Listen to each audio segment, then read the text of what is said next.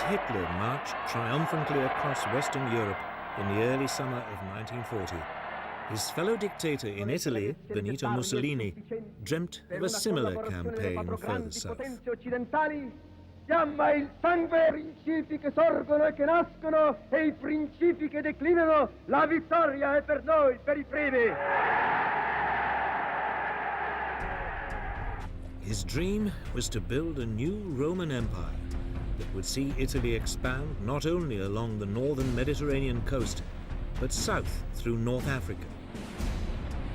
He would turn the Mediterranean into Mare Nostrum, our sea.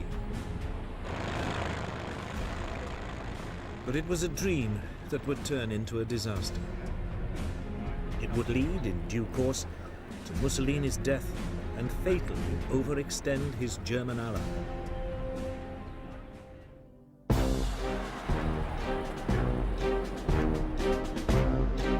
At the start of the war, Italy already controlled Libya and Abyssinia, Ethiopia today.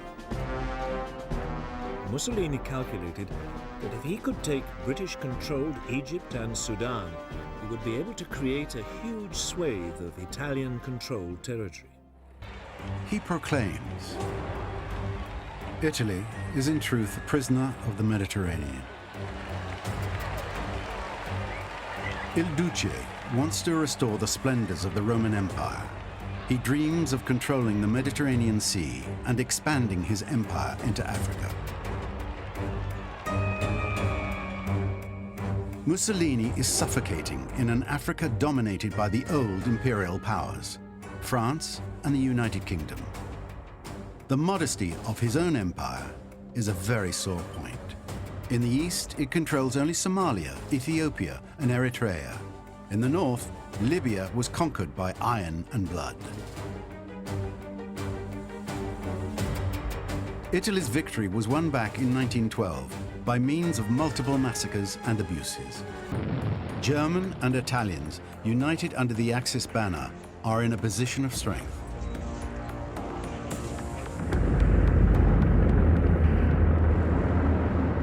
It's a chance that Il Duce doesn't intend to pass up on.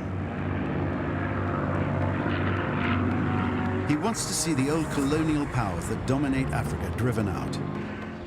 Italy's time has come.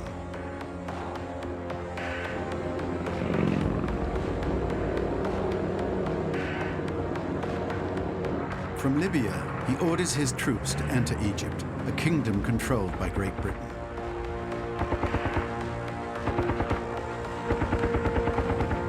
A force of 80,000 men advances about 60 miles into Egyptian territory. The Italian generals are hesitant. In their eyes, their army is under-equipped and not ready for such an adventure. For Churchill, it's a very serious situation. So the old bulldog sounds the alarm and mobilizes all the Commonwealth's resources. Thousands of Australian, New Zealand, and South African soldiers flock to Cairo and join the British. These men left their families and their jobs to come and fight in the desert sands.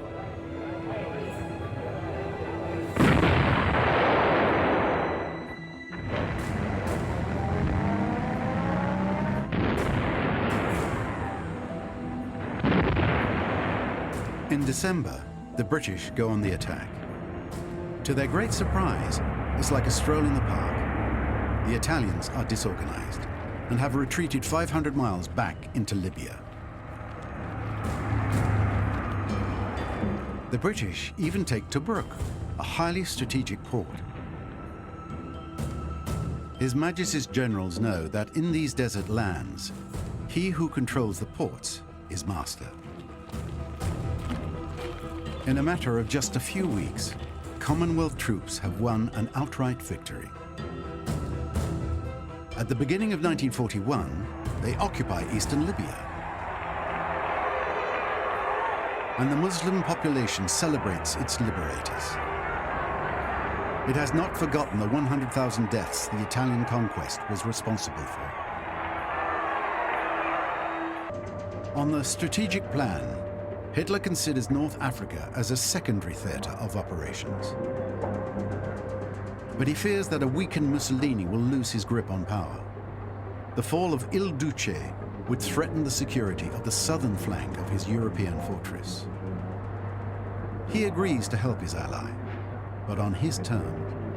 Any German intervention must not, under any circumstances, disrupt its operation in the east, which is expected to be launched in just a few months.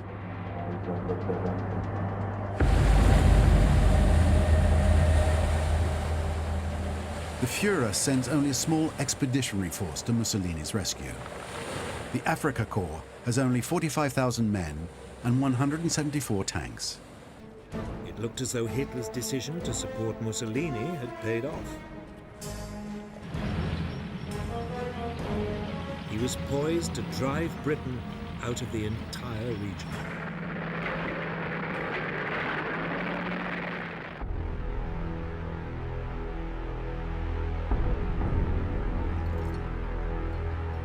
In February 1941, a junior German general arrived at the Libyan port of Tripoli.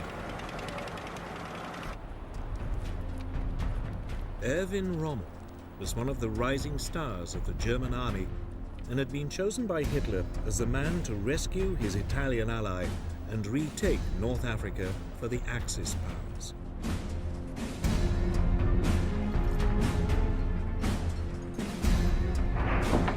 The first units of his Afrika Korps were soon landing.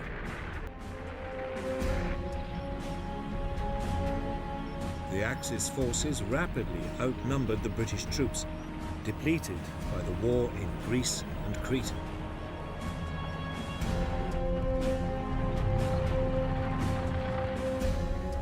Rommel advanced towards the British positions at El Alamein and attacked. His intentions are clear. My first objective, he says, is the recapture of eastern Libya, my second, northern Egypt and the Suez Canal. It's a grand plan.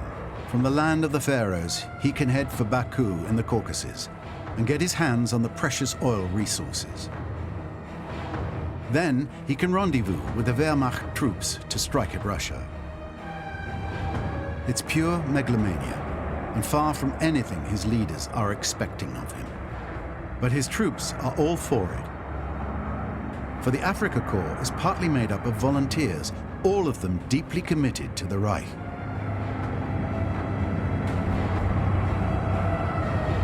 North Africa provides Rommel with the ideal setting to rehearse it all. On these vast expanses, his panzers can get up to full speed. His technique is to push straight ahead and not worry about his flanks or his rear. He counts on the element of surprise and on his own intuition. And that's what's earned him the Führer's admiration.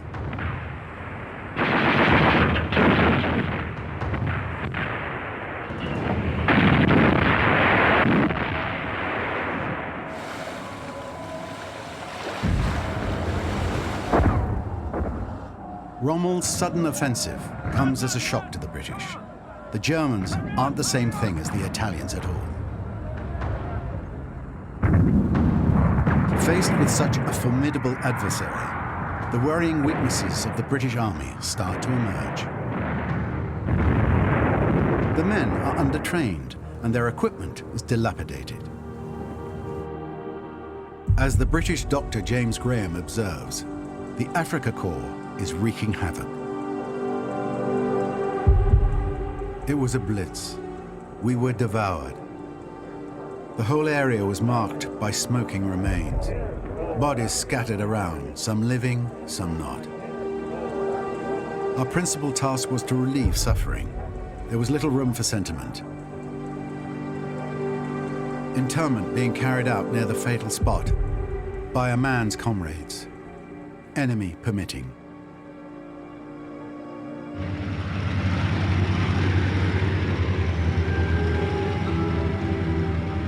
Noticing that the British are retreating, Rommel decides to advance towards Egypt, heading deeper into the desert. He's well aware that he's now disobeying orders.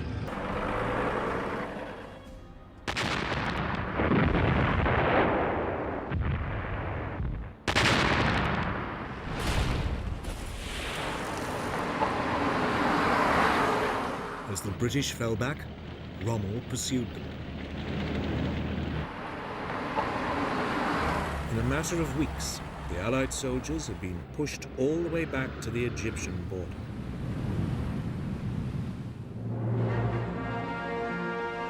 But in the retreat, a division of Australian troops had been cut off by the Germans in the Libyan port of Tobruk. The British commander, Sir Archibald Wavell, now launched 2 successive attempts to relieve them.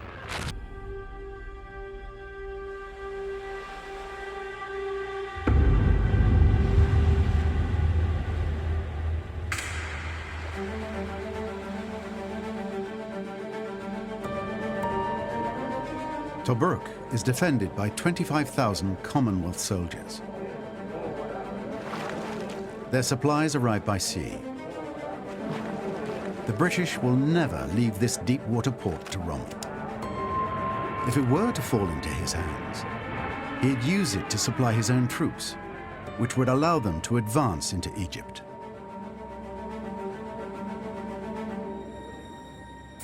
On the front line, life's hard when you're under siege. The men shelter from the bombing in flea-infested holes,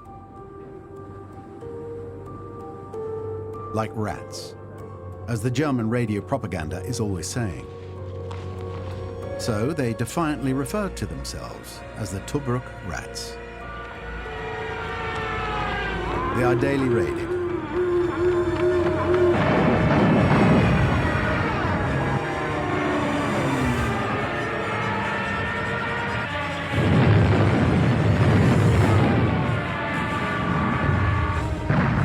For the time being, Tobruk's still holding on.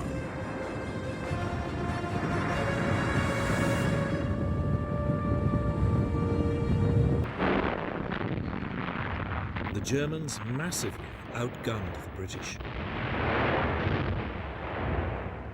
Their 88mm anti-aircraft guns, when used against tanks, far outranged the British. Moreover, Rommel took advantage of the wide-open landscape to drive his tanks around the British forces, outflanking them time and time again. It would become his trademark tactic.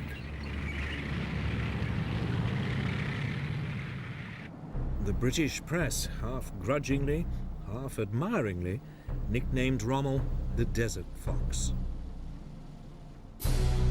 For Wavell, it was too much.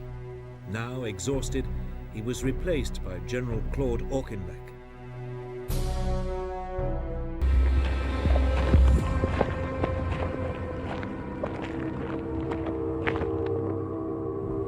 Rommel is impatient with all these logistical constraints.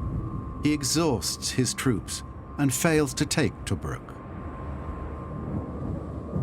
His attitude costs the lives of 53 officers and 1,200 men.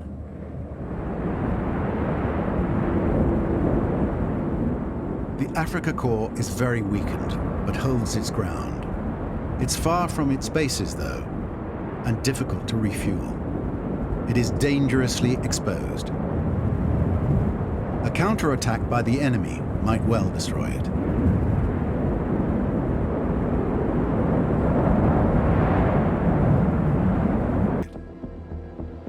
Their new general, Claude Auchinleck, has a clear superiority in both men and equipment. But Churchill's not betting on the right horse. Auchinleck does not know how to surround himself with the right people.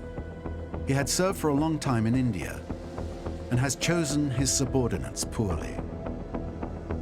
For months, he sends hundreds of tanks to the slaughterhouse by charging frontal assaults, worthy of old-fashioned cavalry charges.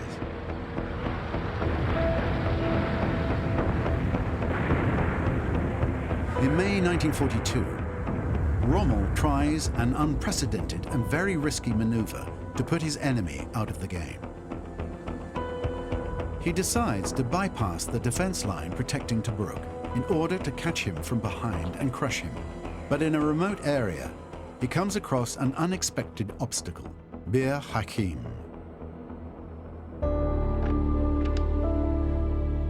It's a position that the Free French under General Koenig have been holding on to. Just a handful of them, 3,700 men. Despite the deluge of fire unleashed by the Panzers and Stukas, they managed, by their heroic resistance, to block the Afrika Korps for 15 days. The British, grateful, salute the exploit. Thanks to the precious hours gained by de Gaulle's men, Auchinleck's 8th Army, in the midst of a debacle, has avoided being surrounded. It withdraws its troops behind the Egyptian border, but, for the second time, abandons the east of Libya to the enemy. Rommel pressed home his advantage.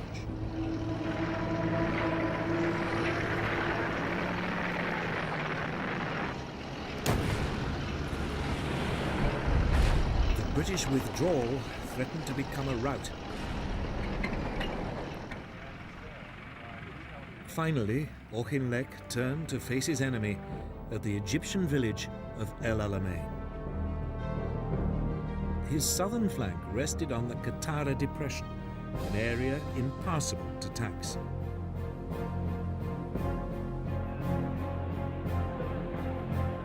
On July the 1st, 1942, Rommel attacked again.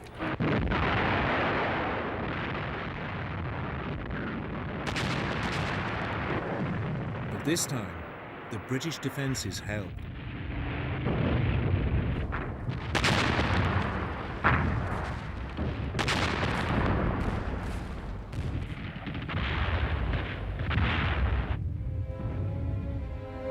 Rommel, with his supply lines stretched and now seriously short of fuel, was forced to give up.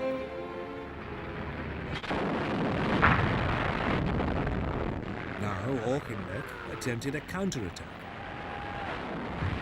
For the rest of July, the two sides pushed at each other like exhausted boxers.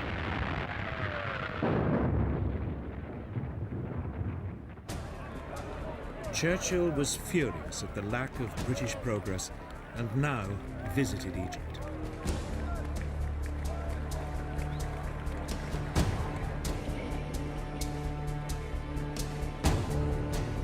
It was time for yet another change of leadership. Auchinleck was replaced by not one, but two generals. General Harold Alexander as Commander-in-Chief near East, and General Bernard Montgomery as commander of 8th Army.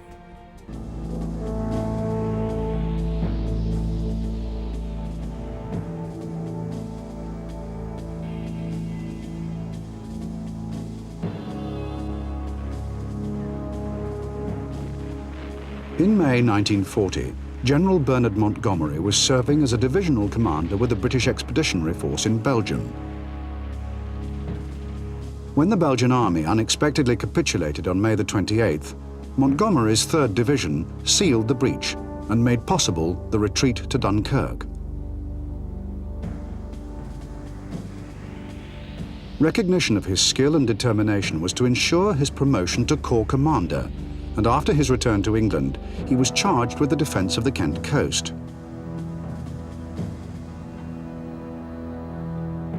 To prepare for the threatened German invasion, Montgomery introduced a number of measures, such as hard training regimes and reduced leave for officers. Although initially unpopular, these measures helped to improve morale and brought the Corps to peak fighting condition.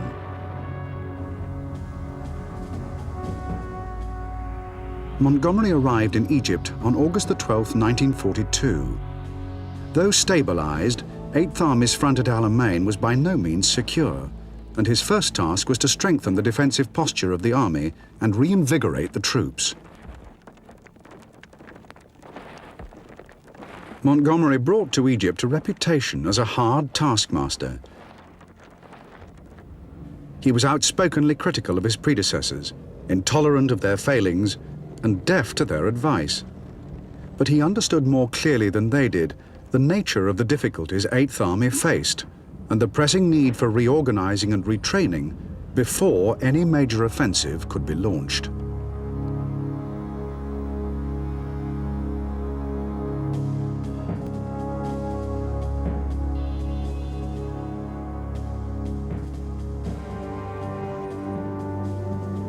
Within weeks of his arrival in Africa, Erwin Rommel was already building the reputation that would eventually establish him as one of the greatest battlefield commanders of World War II. Although trained as an infantry officer, he had quickly mastered the new science of armored warfare, achieving distinction as a panzer commander in France before leading the Afrika Korps in a spectacular blitzkrieg through Libya. His energy, imagination, and tactical boldness, which had so thoroughly bewildered 8th Army, won him international respect. Even Churchill was forced to admit that successive 8th Army commanders had simply been outwitted and outmaneuvered, and 8th Army veterans had come to see Rommel as almost invincible.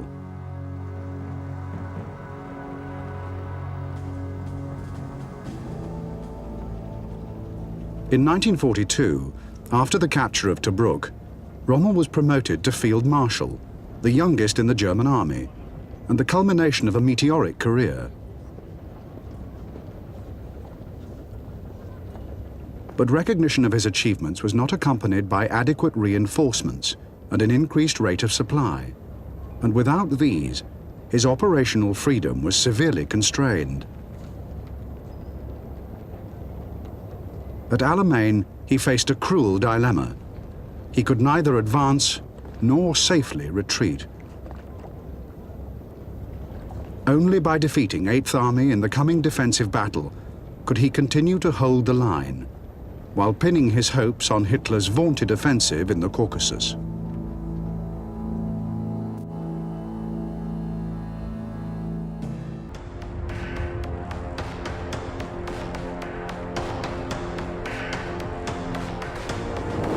Rather than gamble on an unlikely decisive battle, Montgomery decides to wear his opponent out.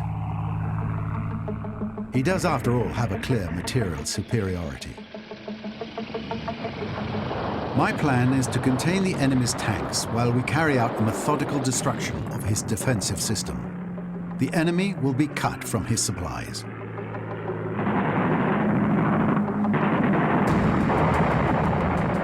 Montgomery's target is Rommel's weak point, his petrol supply convoys.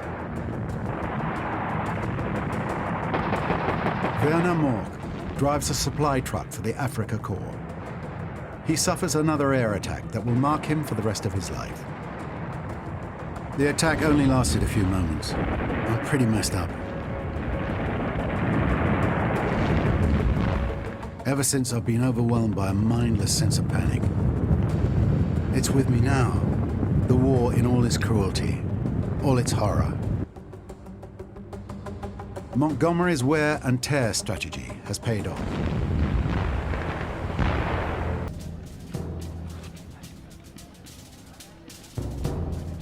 In North Africa, Churchill's orders to his new team, Generals Alexander and Montgomery, were simple: destroy the army commanded by Field Marshal Rommel.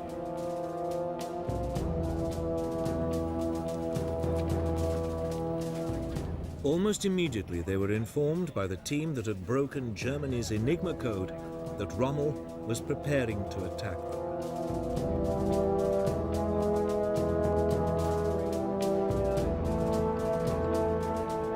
Montgomery assumed the Desert Fox would try another of his outflanking moves and fortified the ridge of Alam Halfa, just to the southeast of El Alamein.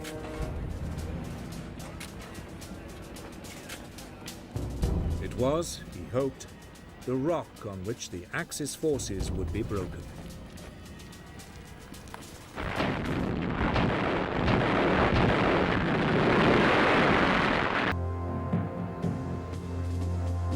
The British 6-pound anti-tank gun entered service in 1941. Hitherto, the army had relied on a 2-pound weapon, which had proved ineffective in France and virtually useless against German face-hardened armor in North Africa. Like many British weapons, the 6-pounder suffered lengthy delays between design and production. And when it finally arrived, it was already being overtaken by improvements to German armored plate and by superior counter-engagement weapons. It also fired only uncapped shot, which had a tendency to shatter on impact. Nevertheless, the 6-pounder was a useful defensive weapon when dug in, and could defeat most German tanks at up to 1,000 yards. The 6-pounder's replacement, a 17-pound weapon, was already in production, but only a few of these would see service in North Africa.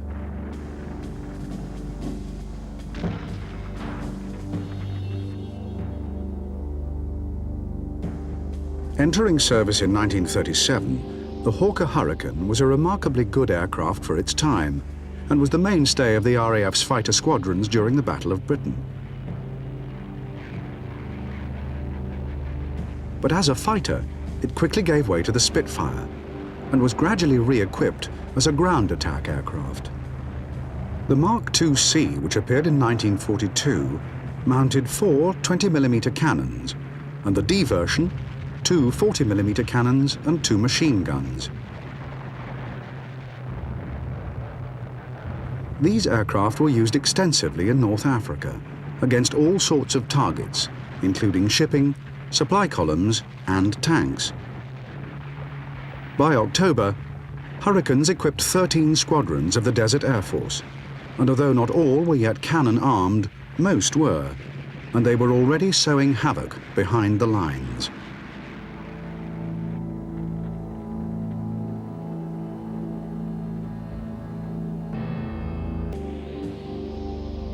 The Mark III was originally designed to a 1935 specification for a main battle tank, intended for armored combat.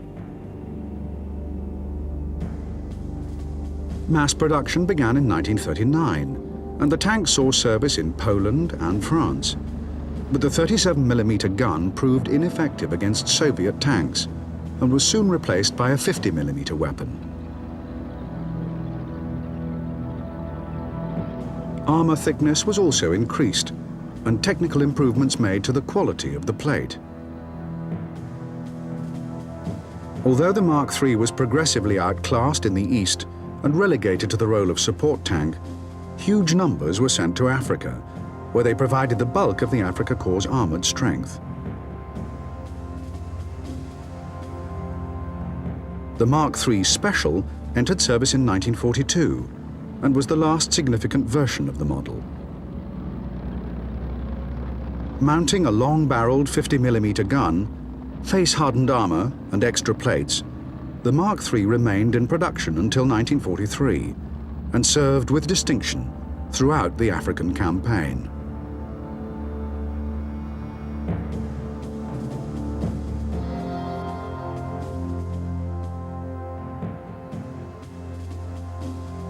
The Italian army entered the war with a tank totally unsuited to its prescribed role. The M1340 and its later variant, the M1441, evolved from a series of light tanks with which Italian tank development had been mostly concerned.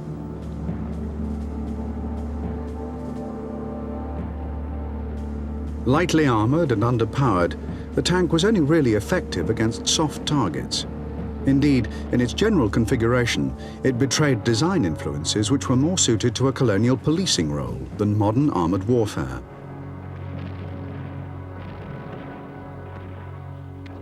The 47mm gun, although adequate in 1940, could not be upgraded, and the 4-man tank carried an excessive number of machine guns. Early models also lacked desert filters, and their engines suffered heavily from the corrosive effect of sand. Large numbers were captured intact after having broken down, and were pressed into predictably short service by the British. M13s and 14s equipped 3 Italian armored divisions, all of whom would see service in North Africa.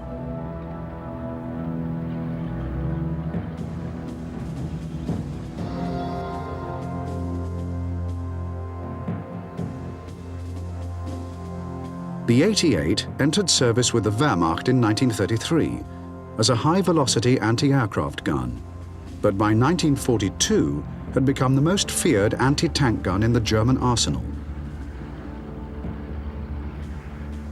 Although the 88 was first used against ground targets during the war in Spain, it was Rommel who first recognized the true potential of the 88 as an anti-tank weapon, employing it in adversity in France, and then modifying it for use as a pure anti-tank gun in North Africa. Whereas the British had always regarded anti-tank guns as defensive weapons, Rommel employed them in an offensive role, attaching mobile batteries to panzer groups.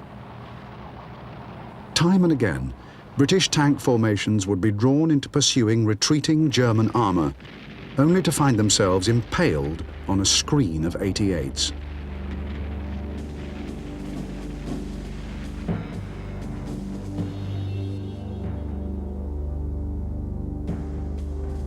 In 1940, in the skies over Britain, the Junkers 87, or Stuka, had suffered heavily when engaged by single-engine fighters. But in ill-defended skies, it still remained a truly awesome weapon. As a dive bomber, the Stuka was highly accurate, and its attack sirens added terror to its more conventional repertoire. In the first years of the war, the screaming Stuka had achieved international notoriety and a reputation far beyond its actual capabilities.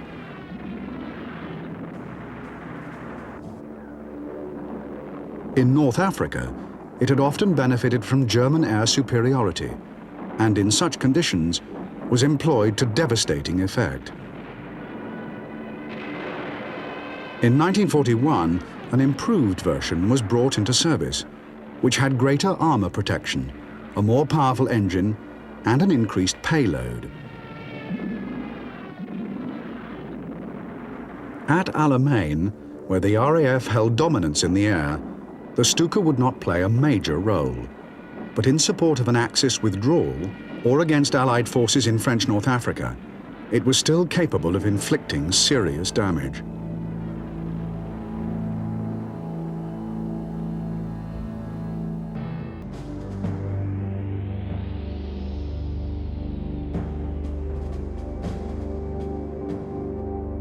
In its final deployment, 8th Army consisted of 3 corps.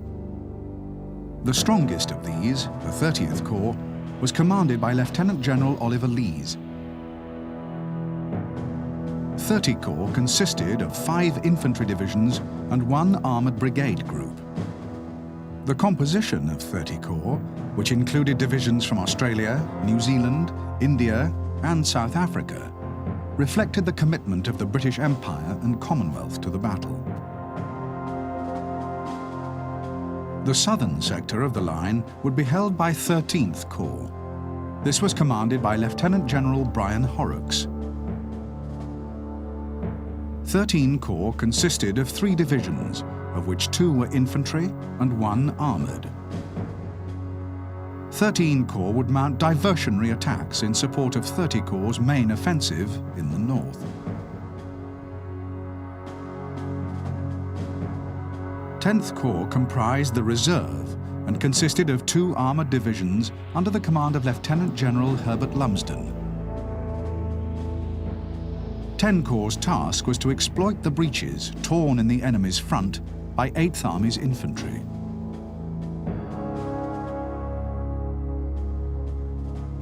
Air support would be provided by the Desert Air Force, commanded by Air Chief Marshal Sir Arthur Tedder.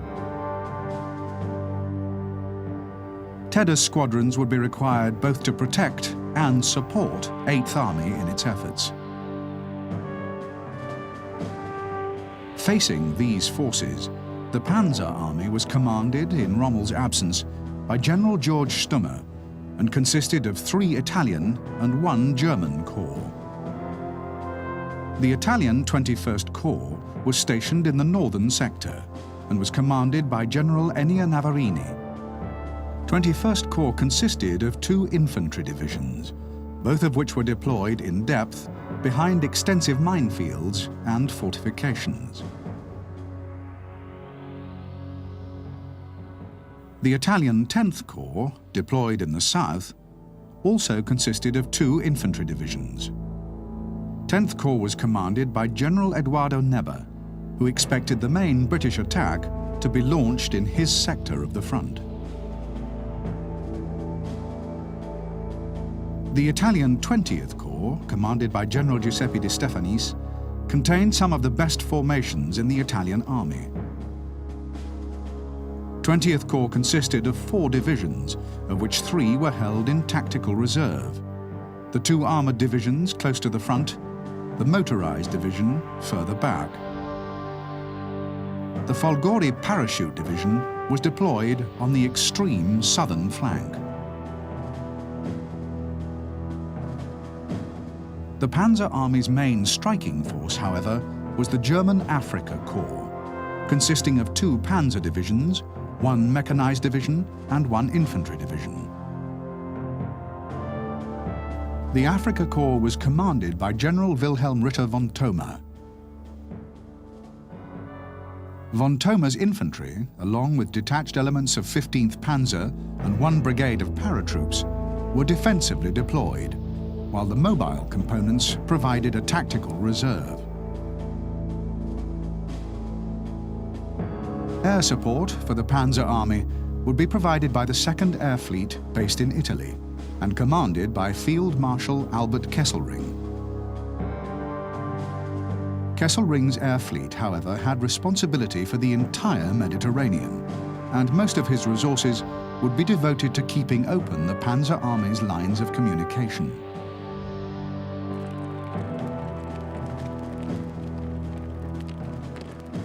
When the 8th Army completed its final deployments on the eve of Alamein, it had already won the Battle of Supplies.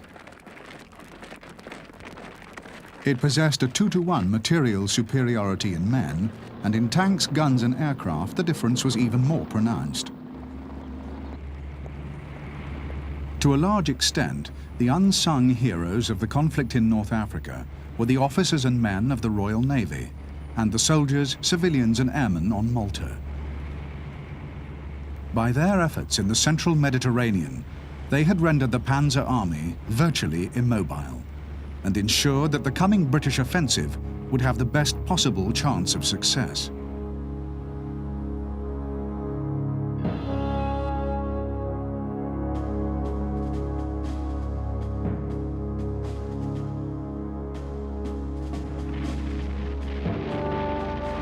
At precisely 9:40 p.m. on October the 23rd, 8th Army's artillery announced the beginning of the Battle of El Alamein.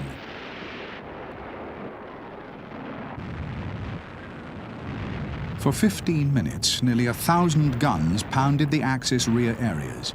Then, after a slight pause for relaying, they began laying down a curtain of fire on the forward defences.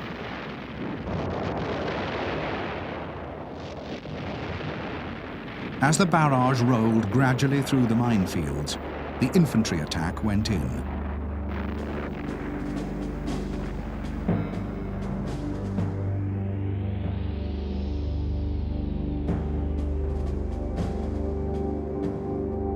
The main attack was launched on a narrow frontage by 4 divisions: the 9th Australian, the 51st Highland, the 2nd New Zealand, and the 1st South African.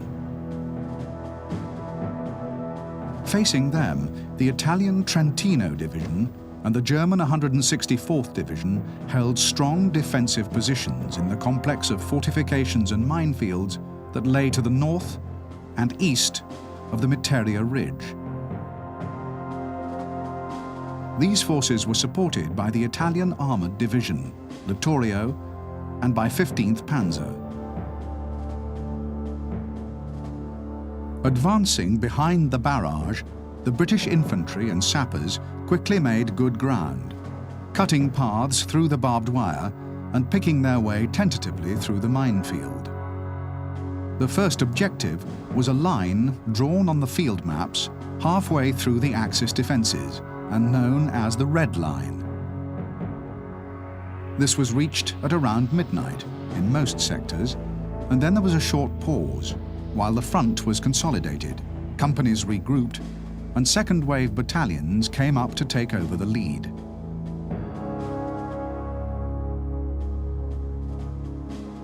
While this was being carried out, the artillery barrage fell on the Axis positions to the west and southwest, rolling forward from the Red Line to the night's final objective, the Oxalic Line. This ran along the far side of the Materia Ridge and then swung north towards the coast. In the remaining hours of darkness, the infantry advanced towards these objectives, while the sappers cleared 2 corridors through the minefields behind them. As the night progressed, however, and the German-Italian defenders recovered from their shock, the attack began to lose momentum, and daybreak found the British holding positions in most sectors slightly short of the Oxalic Line.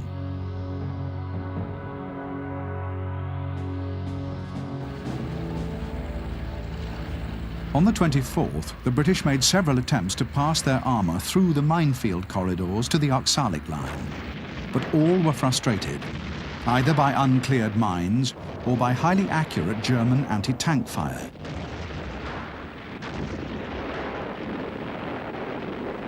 This was a serious setback, indicating that the German defences were much deeper than the British had anticipated.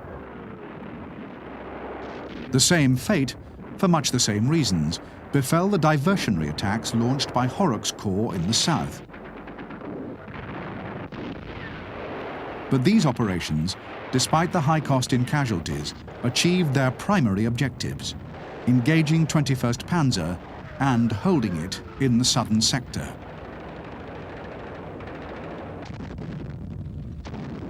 On the Axis side, the situation, though serious, was not yet desperate. The chaos and disorganization that had followed the opening barrage was gradually being brought under control. General Stumme had been killed in the first few hours of the attack, and von Thoma had taken temporary command until Rommel could reach the front. Despite heavy casualties, the front had held, and the main Axis gun line still remained intact, safely west of the Oxalic Line. For the remainder of that day, and most of the next, the fighting raged incessantly. On the 26th, Rommel transferred 21st Panzer from the south to buttress the defences in the northern sector. By now, the main thrust of the British attack had become obvious. The weight of shellfire alone betrayed their plans. But the redeployment of Axis armour west of the Oxalic Line threatened to block this thrust, or at the very least, seriously disrupt Montgomery's timetable.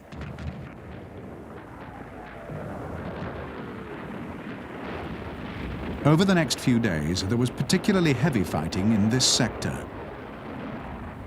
On the 27th, 21st Panzer launched a counterattack north of the Materia Ridge, and 90th Light, brought up from reserve, attacked an Australian penetration towards the coast.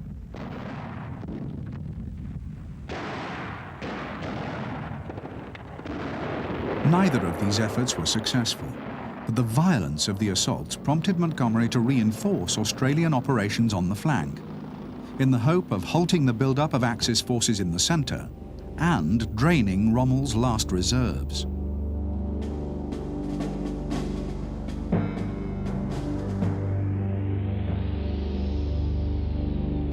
By the end of October, the British had carved out a large salient, anchored in the south along the Materia Ridge and in the north on high ground known as Point 29. To prevent any further exploitation of the salient, Rommel had deployed all 4 German divisions in a line of containment, stretching from the ridge to the coast.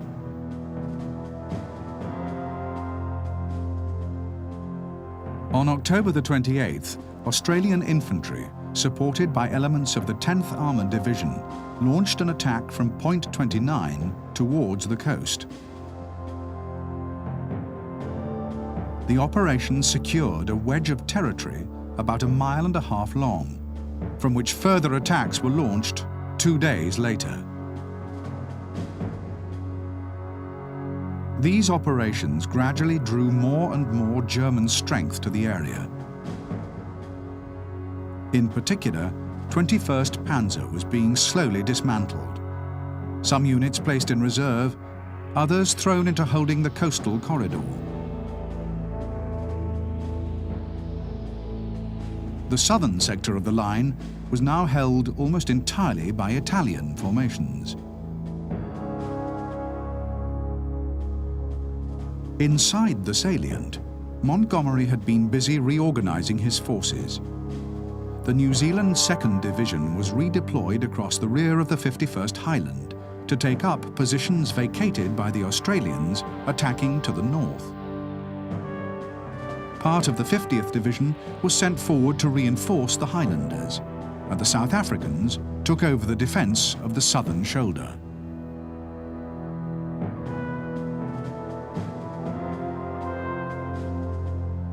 On November the 2nd, after another heavy artillery barrage, the 3 divisions in the centre of the salient, supported by the 1st Armoured Division, together with parts of the 7th and 10th, attacked towards the flank of the German positions at their vulnerable junction with the Italians.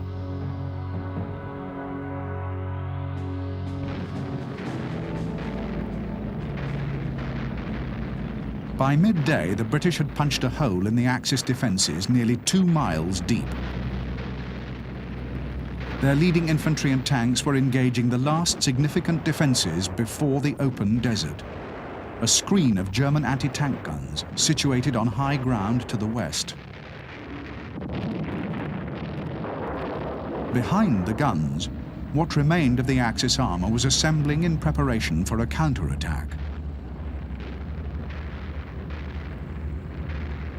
The attack was launched from the northwest against the tanks and guns of the 1st Armoured Division. Both sides suffered heavily, but Axis reserves were by now exhausted and losses were irreplaceable.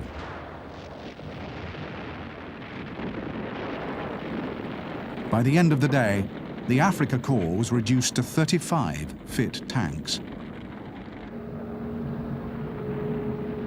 As yet, however, there was still no sign of a breakthrough. Repeated attacks by British armour and infantry continued to meet with fierce resistance. But the gradual process of attrition was taking its toll. The Axis front was now little more than a thin crust. Much of what remained of the Italian infantry had begun withdrawing on the 3rd, leaving only scattered rearguards to hold the line.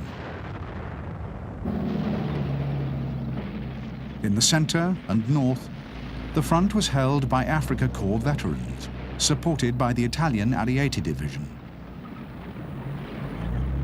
These forces, however, were exhausted, hungry, and short of ammunition. Efforts to fall back in stages had been frustrated by lack of transport and by remorseless British pressure. On November the 4th, von Thoma was captured, fighting alongside his men in the front line.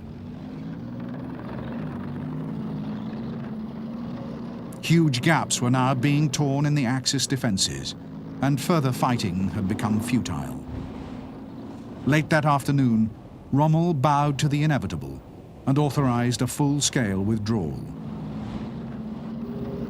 That night, under cover of darkness, the last remaining rearguards slipped away to the west, leaving the field of battle to their enemies. On October 27, 1942, the Desert Fox is finally done for.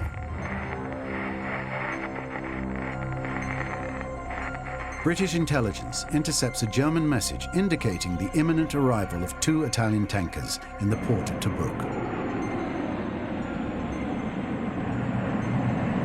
As they prepare to drop anchor, the ships are sunk by Royal Air Force bombers.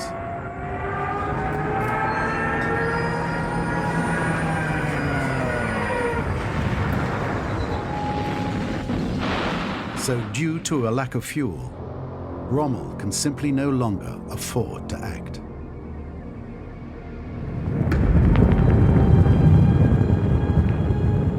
Rommel has suffered a terrible defeat at El Alamein. He knows that this will ruin his Führer's ambitions in Africa. It's a broken man who writes to his wife. God only knows whether I will survive this defeat. If I never return, I would like from the bottom of my heart to thank you and our son for all the love and happiness you have brought me.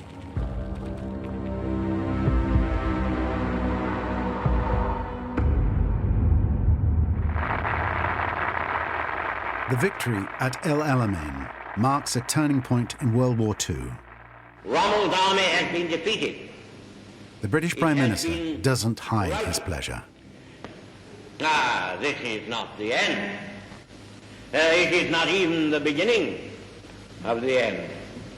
But it is perhaps the end of the beginning.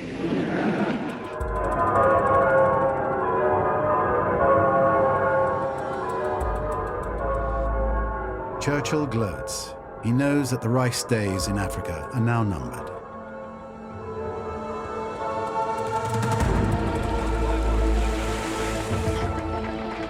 American troops have just disembarked in North Africa. On the beaches of Morocco and Algeria, two French colonies. Despite opposition from his staff, Roosevelt yields to Churchill. The US president wants to win the midterm elections. He has promised his public an easy victory on the African continent.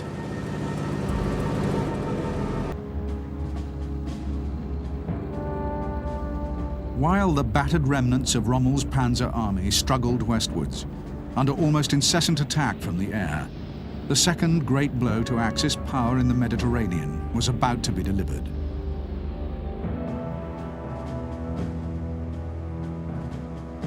In the waters off Morocco and Algeria, the fleet task forces of Britain and America, consisting of some 400 ships and more than 100,000 men, were approaching the French-held coast. As darkness fell on October the 7th, the warships and transports moved up to their assembly areas a few miles offshore. Remarkably, the fleet had sailed from its various ports of embarkation without losing a single vessel, and as the assault troops began disembarking, there was every indication that the element of surprise remained complete. Certainly, some efforts had been made at the highest level to enlist French compliance, but as the assault boats moved to their jumping-off points, no one could be confident of their success.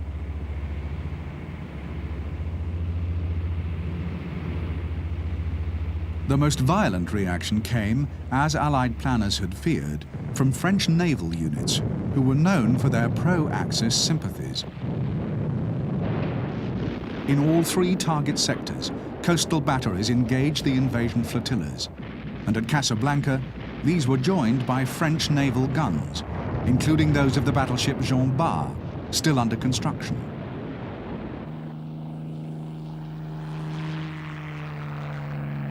RAF fighters and bombers were sent from Gibraltar to provide extra cover to the landings and to attack the French warships.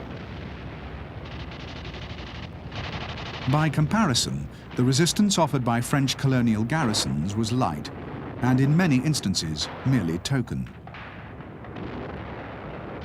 On the landing beaches, the greatest hazard was the unpredictable tide and surf and the inexperience of the boat handlers. Over the course of the day, more landing craft would be lost through accidents, broachings and collisions than to enemy fire. Off Casablanca, the naval duel continued for several hours, and it was here also that the Allies encountered determined fighting on the ground.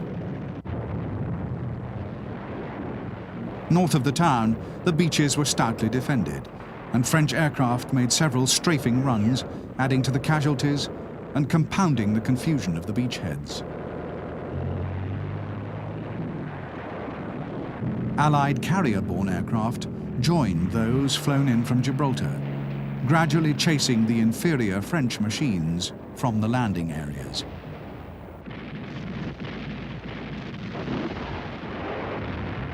By noon, most of the seaworthy French warships had been sunk or disabled, and the guns of the immobile Jean Bart had been put out of action by a well-aimed salvo from the American battleship Massachusetts. French aircraft still appeared intermittently in the area, but as yet, no task force vessel had sustained significant damage.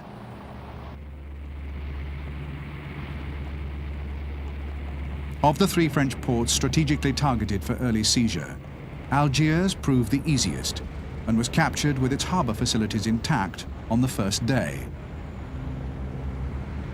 The port of Oran, however, proved more difficult, partly due to the failure of 2 key components of the plan.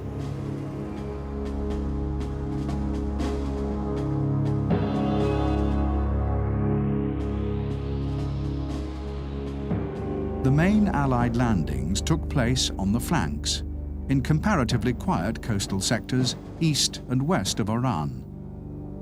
These were largely unopposed, and beachheads were soon established.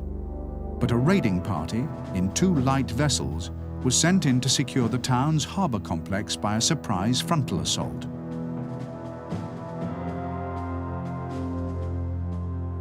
These were engaged by shore batteries and by French warships in port, and both vessels were quickly destroyed. A further component of the plan called for the quick capture of 2 airfields, situated to the southeast of the town. These were to be taken by airborne forces flown from England, but the long distances involved, combined with bad weather and poor organisation, resulted in most of this force landing on the dry bed of a salt lake, too far from their objectives and too dispersed to have any effect.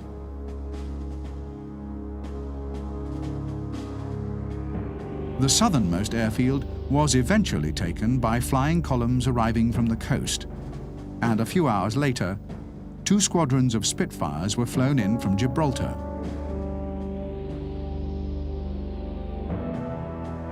On the following day, the northern airfield was captured by American armoured units pushing along the north edge of the Salt Lake, and by nightfall, Oran and its coastal defences were completely cut off.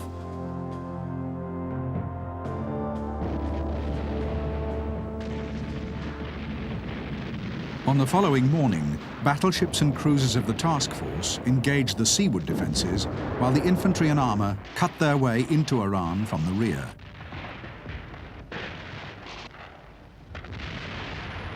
The fighting lasted only a few hours, and by midday the town and its port were in Allied hands.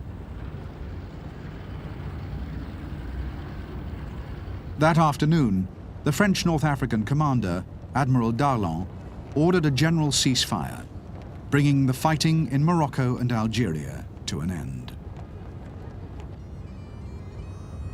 For the Allied commanders, the main priority now was the occupation and consolidation of French Tunisia, and elements of General Anderson's First Army were sent eastwards by land and sea to seize the East Algerian ports of Bougie and Beaune.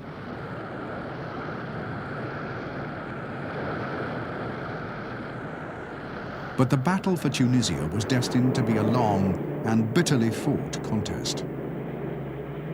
When reports of the Allied landings had first reached him, Hitler had ordered troops to be scraped together and sent by air transport to take control of the key Tunisian airfields and ports.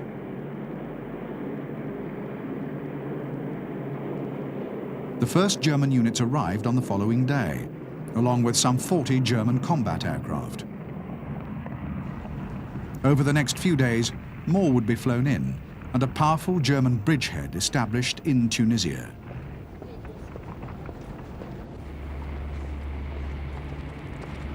On the 11th, Bougie was taken without resistance, and British and American troops began disembarking. Later that day, however, German aircraft flying from Tunisia swooped down on the transports. The attacks persisted for 3 days, sinking several ships and damaging others, and destroying huge quantities of equipment and supplies.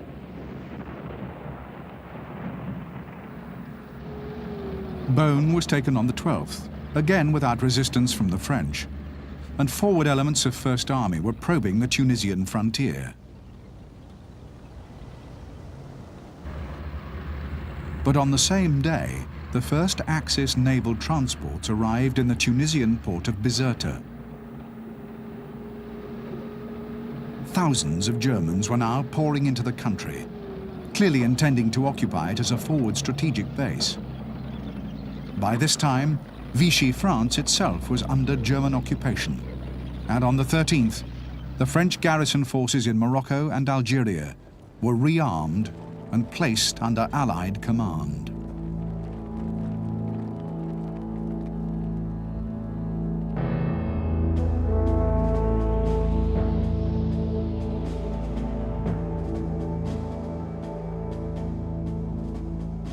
The withdrawal of Rommel's Panzer Army from the Alamein positions had been undertaken only in the face of its imminent destruction and at the last possible moment.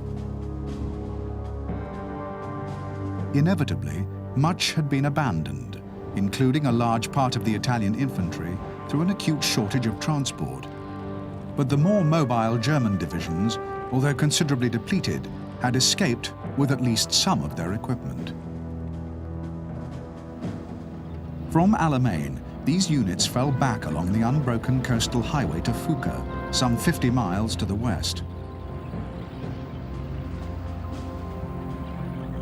British pursuit was initially hampered by traffic jams and by the inevitable logistical difficulties of processing large numbers of casualties and prisoners.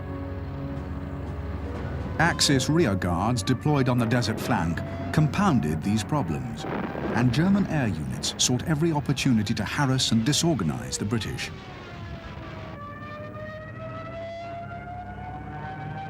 Clearing up and salvage occupied engineering units that might otherwise have been available for minefield clearance.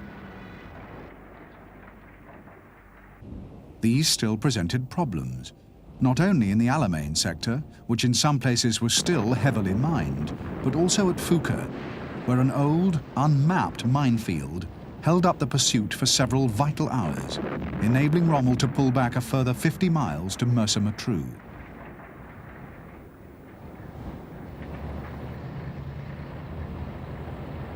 From Mersa-Matruh, rain and mud hampered any further attempts to cut off the retreating Panzer Army by outflanking movements through the desert, and efficient German demolition teams and rearguards hampered direct pursuit along the coast.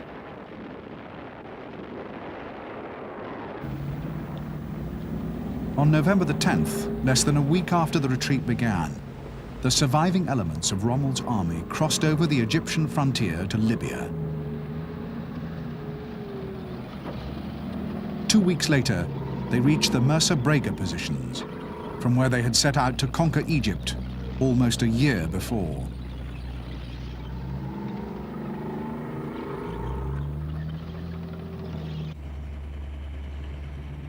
Meanwhile, at the other end of the continent, the follow-up convoys were unloading stores and equipment and disembarking fresh troops. Huge stockpiles were built up to sustain the Allied forces in their drive east. Airfields, roads, and supply depots had to be constructed, often from scratch, and additional rolling stock brought in to augment the dilapidated French railway system. As the runways were laid, hangars erected, and control systems established, more and more aircraft were flown in. But the carefully planned Allied schedule was rapidly being overtaken by events. Although the Allies had pushed small forces into Tunisia within a few days of the landings, they had failed to capture the key strategic ports of Tunis and Bizerta. These were now firmly in German hands, and the French garrison forces disarmed or driven into the mountains. The German build-up in Tunisia threatened to dislocate the Allied strategy of cutting Rommel's lines of supply. Indeed, the ports of Tunisia were much closer to Italy than those of Libya, the sea lanes more secure, and the bridgehead easier to maintain. In December, Allied spearheads that had come to within 10 miles of Tunis were thrown back, consolidating the bridgehead and securing all the major Tunisian ports and harbors under Axis control.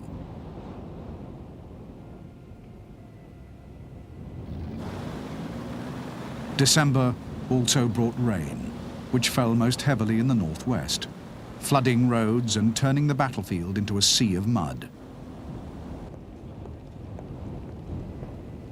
By Christmas, further advances had become impossible, and a wretched stalemate settled over the front. In December, Rommel abandoned the Mersa Brega positions and began a phased withdrawal to Burat. In mid-January, he fell back again, this time to the Tunisian frontier, evacuating Tripoli en route.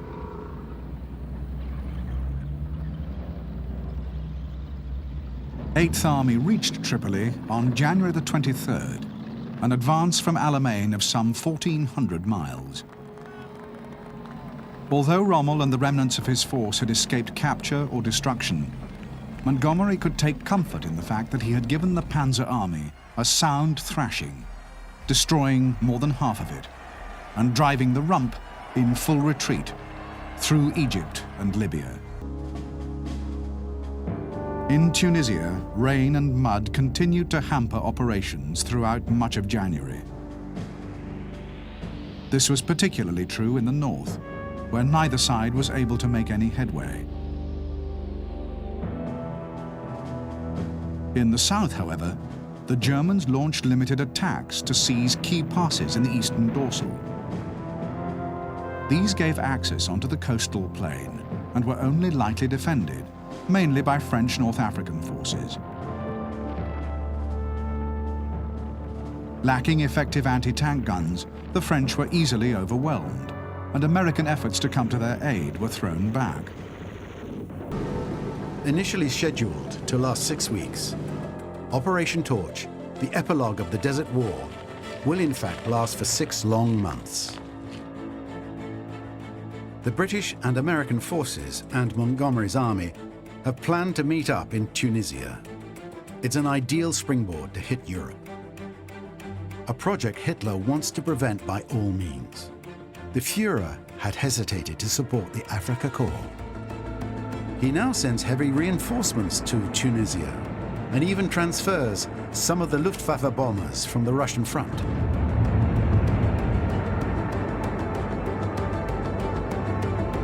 The ferocity of the fighting dulls the Americans' enthusiasm, especially since their first clash with the Wehrmacht in February 1943 in Kasserine. It was a disaster.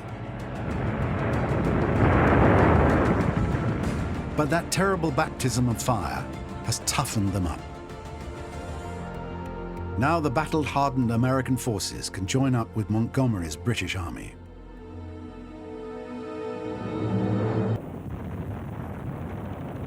The Germans at this time were also active in the air, where they enjoyed several advantages, including all-weather runways and overall air superiority.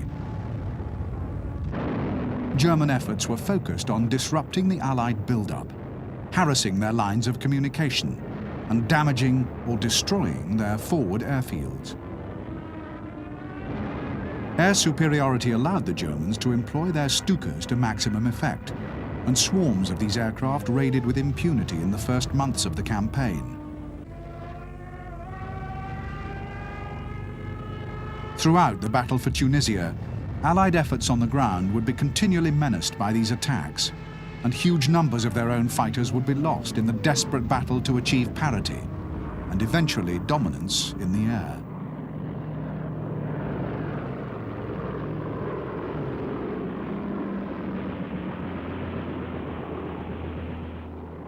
At the end of January, the last key strategic pass in the eastern dorsal fell to 21st Panzer, Rommel's veteran desert formation, which had been hastily re-equipped on its arrival in Tunisia.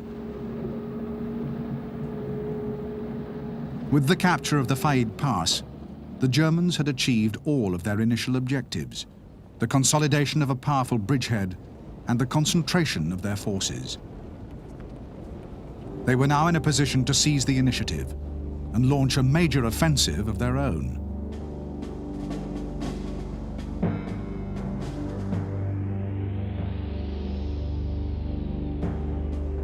The focus of this effort would be the American Second Corps, holding the most southerly sector of the line. Second Corps was deployed in 3 armored battle groups, holding a discontinuous front. On February the 14th, 21st Panzer advanced out of the south, driving northwest towards Sidi Barrani. 10th Panzer, meanwhile, which had taken over 21st Panzer's positions in the eastern dorsal, attacked out of the Faid Pass, driving due west. Caught between these pincers, the Americans fell back in confusion, and on the following day began a general withdrawal to the line of the western dorsal, some 50 miles to the rear.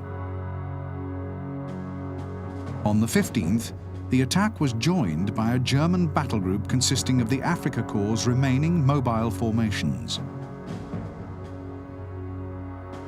But by the 18th, the American withdrawal was complete, and the danger appeared to be averted. On the 19th, however, after pausing to reorganize and resupply, the Germans resumed their offensive. 21st Panzer advanced towards Biber, while the Afrika Korps Battle Group and 10th Panzer assaulted the pass through the western dorsal at Kasserine.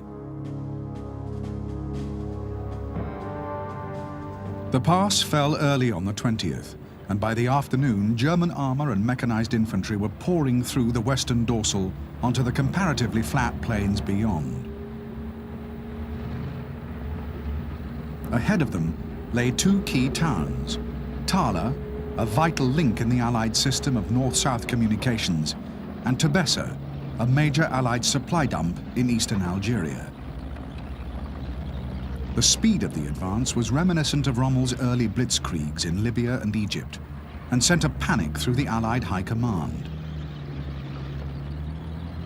If the Afrika Korps and 10th Panzer reached the Algerian frontier and broke through into the rear of the battle zone, they could wreak unimaginable havoc, perhaps even precipitate an Allied collapse.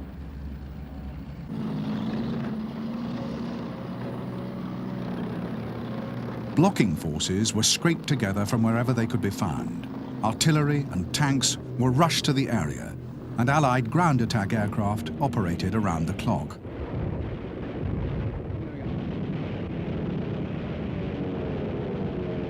Savage fighting, confusion and fear characterized these engagements. The Allied blocking forces were ad hoc commands consisting of elements from different units and divisions. Britons, Americans and French fought side by side, commanded by whichever officer happened to be nearest. For their part, the Germans were equally determined to break through and kept up the pressure relentlessly. But they had now advanced for 100 miles, and their supplies of fuel and ammunition were running low. The Allied blocking forces, on the other hand, were fighting only a few miles from their main bases and lines of communication, and were being rapidly resupplied and reinforced.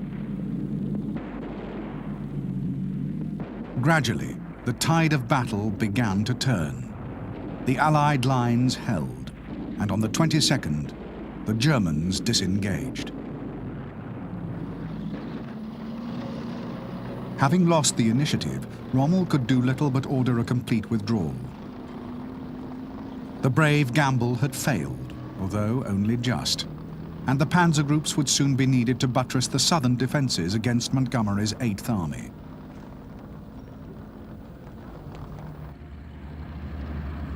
Forward elements of 8th Army had reached the Tunisian frontier in early February, capturing Medellin on the 16th and closing on the Axis defences at Mareth. By mid-March, the army had assembled in strength, and Montgomery's plans and preparations for a drive north were now complete.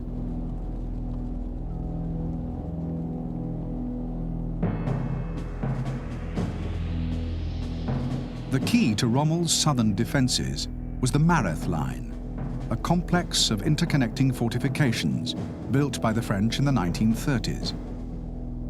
These ran from the coast near Mareth to the Matmata Hills, through which there were few passes.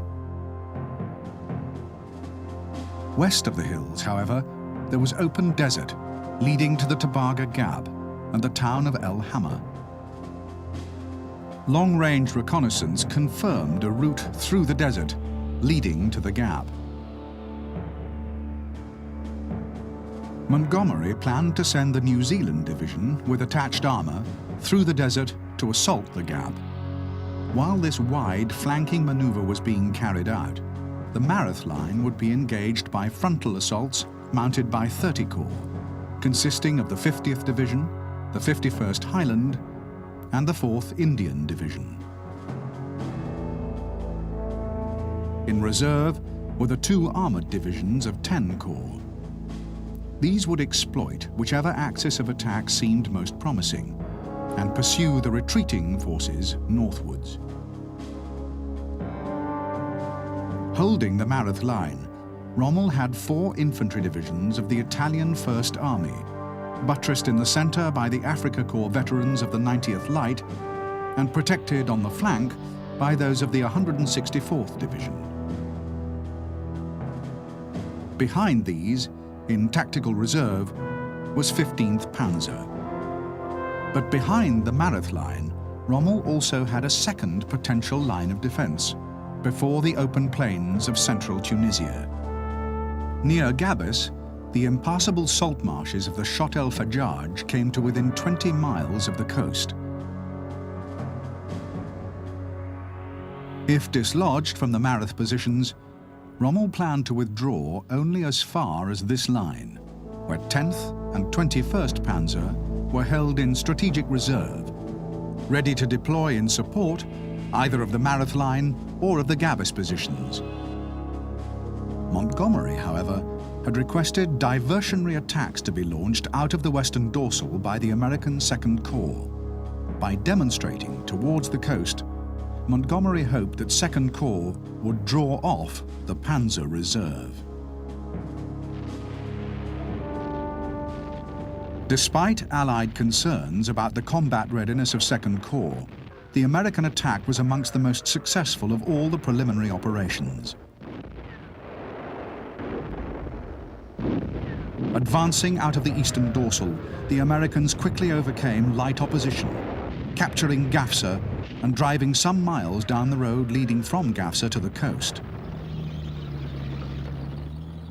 4 days later, they seized Maknassi in the eastern dorsal and pushed out patrols into the surrounding hills.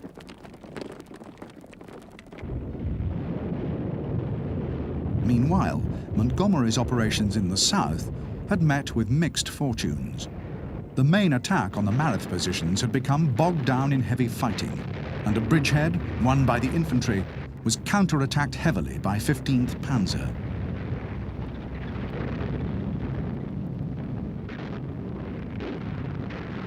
West of the Matmata Hills, the New Zealanders had stormed the entrance to the Tobruk Gap, but any further exploitation was soon frustrated by the arrival of strong enemy reserves.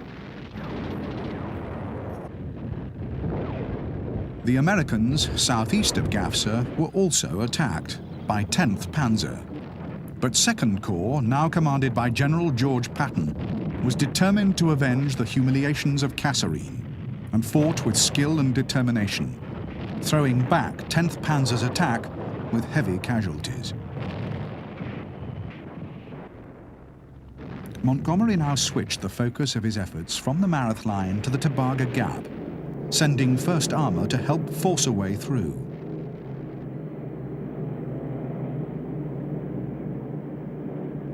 Air support was called in, and the gap was saturated with air and artillery bombardment. In the first phase, tactical bombers added 400 tons to the weight delivered by the artillery, Then ground attack aircraft screamed in from the southwest, 30 of them every 15 minutes, flying almost at head height and shooting up everything that moved.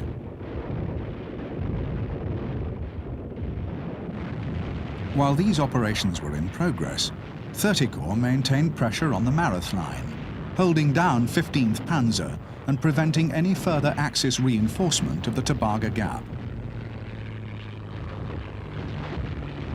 On March the 27th, the New Zealanders and 1st Armoured, bludgeoning their way forward, were almost clear of the gap. Resistance on 30 Corps' front now diminished significantly as the Axis defenders began falling back towards Gabes.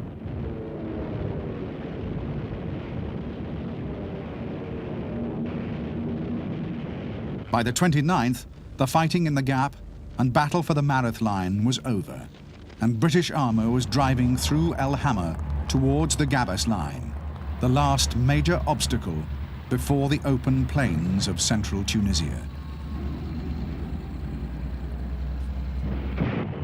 In the west, 2nd Corps' progress had been checked by the arrival of 21st Panzer, but the American attack had now achieved all of its original objectives.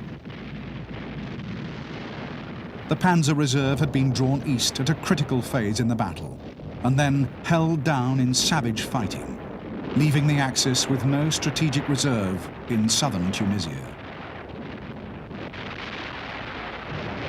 The Gabes positions proved much less formidable than might have been expected, partly because there had not been enough time to prepare them properly.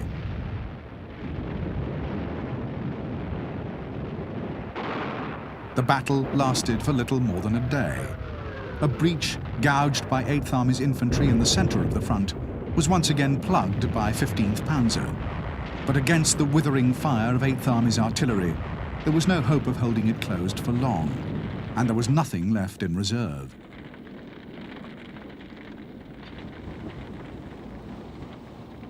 That night, the battered Axis divisions disengaged and fled to the north.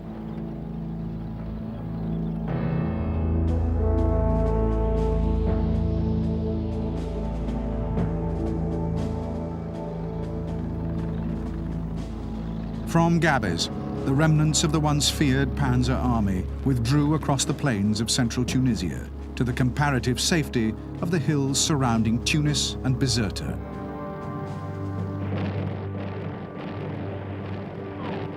Attempts to cut these forces off by attacking through the passes of the eastern dorsal were unsuccessful.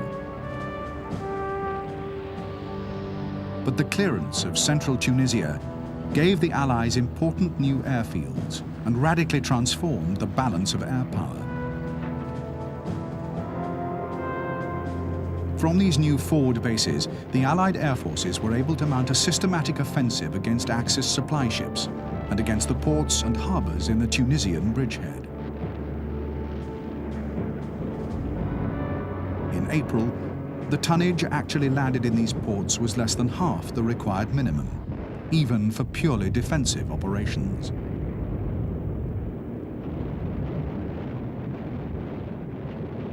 By contrast, the Allies had taken advantage of the winter stalemate to build up huge stocks of supplies and equipment, to build roads and airfields, and to amass the necessary men and arms for a decisive victory.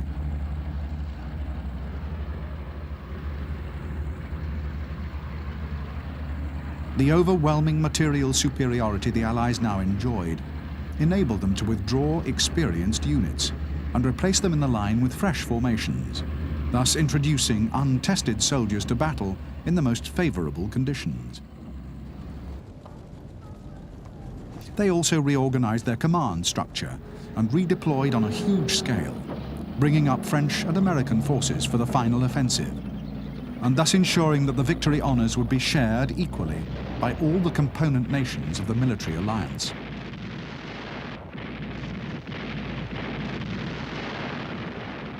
Yet despite this pressure and the hopelessness of their situation, the Axis defenders fought stubbornly, bitterly contesting Allied efforts to throw them out of their last mountain redoubts.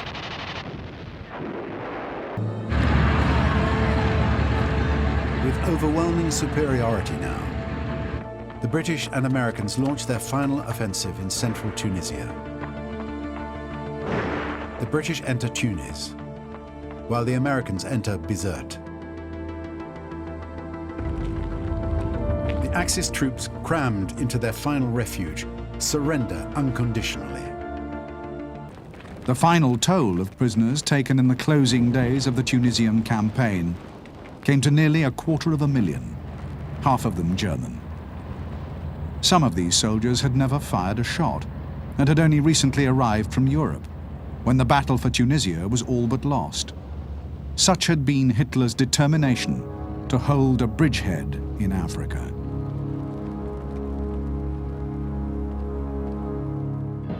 The campaign in North Africa laid the foundations for future Allied successes on the continent of Europe. American soldiers had been tested on the battlefield, and after early setbacks had recovered well and fought bravely.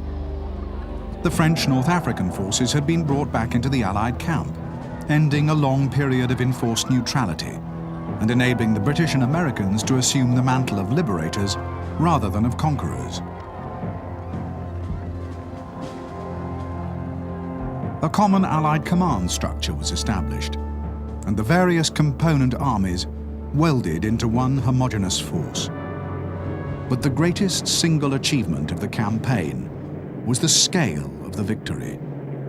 2 entire armies, one German and one Italian, had been utterly destroyed, and the last traces of Axis power and influence had been swept from the continent of Africa. The Allies take 275,000 prisoners, far more than the 90,000 men taken at the fall of Stalingrad. These thousands of soldiers won't now be able to repel the Allies at the Normandy landing.